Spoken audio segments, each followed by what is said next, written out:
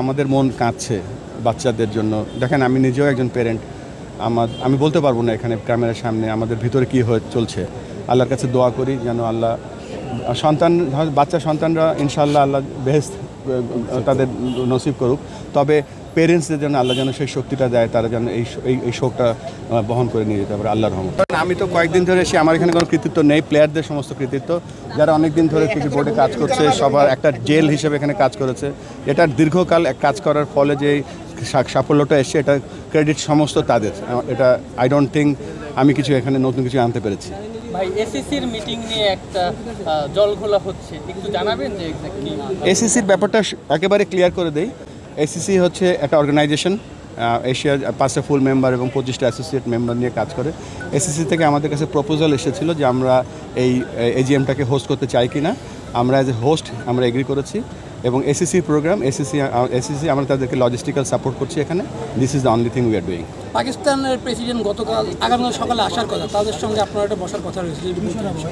পাকিস্তানের প্রেসিডেন্ট আসছে, উনি এখন এসএসসির প্রেসিডেন্ট।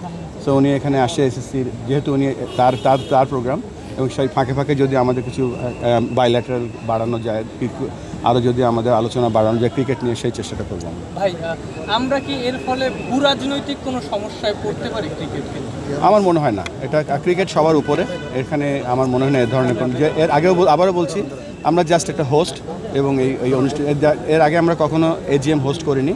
সো আমরা চেষ্টা করব আমাদের বোর্ডের সকলে মিলে, আমাদের দেশের সকলে মিলে একটা ভালো এজিএম যাতে হয়, সেই চেষ্টা করব। যেই মেম্বারগুলো পার্টিসিপেট করছে না, যারা আসছে না আর কি, তাদের ওই বোর্ডগুলোর সাথে কি বিসিবির আলাদাভাবে? না, বিসিবি তো জাস্ট হোস্ট। এখানে এখানে এসএসসির সাথে রেগুলার যোগাযোগ রাখছি। তারা জানাচ্ছে কত কে আসছে, কে আসছে না, তাদের কখন এয়ারপোর্ট থেকে পিক আপ করতে হবে, হোটেলে কত বুকিং দিতে হবে, যেখানে অনুষ্ঠান হবে সেখানে আমাদের কী কী সাপোর্ট লাগবে। এর বাইরে আমাদের এখানে কোনো কাজ নেই। মানে বলুন, আপনাদের তো আপনারা যেহেতু অ্যারেঞ্জ করছেন, এখানে কোনো শঙ্কা তো নাই এসএসসি আসছে এবং মিটিংটা হচ্ছে? না, এটা অবশ্যই হবে। আমরা যতদূর জানি আমাদের মতো আমাদের যে লজিস্টিক্যাল সাপোর্ট সেটা আমরা দিচ্ছি, আর এখানে এসএসসি বাকি কাজটা করছে। এই মিটিংটাতে মানে মূলত কোন বিষয়গুলোর দিকে আমরা এজেন্ডাটা এখনও দেখিনি আর কি।